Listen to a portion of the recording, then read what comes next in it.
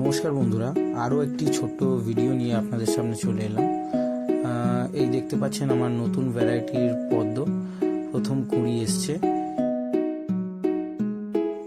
এটা ভ্যারাইটিটার নাম হচ্ছে ডায়মন্ড স্টার ভ্যারাইটি।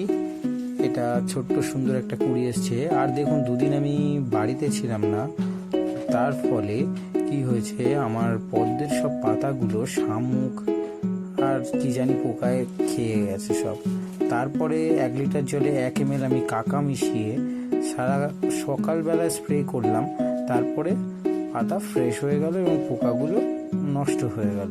যেটুকু খেয়েছিল সেগুলো তো অবশিষ্ট থেকেই গেছে। এবার যে পাতাগুলো বেরোচ্ছে সব ফ্রেশ হচ্ছে, আর কেউ খাচ্ছেও না, কোনো পোকা ধরছে না।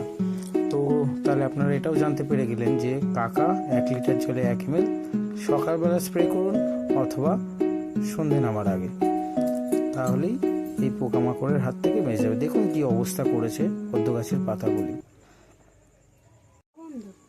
ধন্যবাদ, পাশে থাকবেন।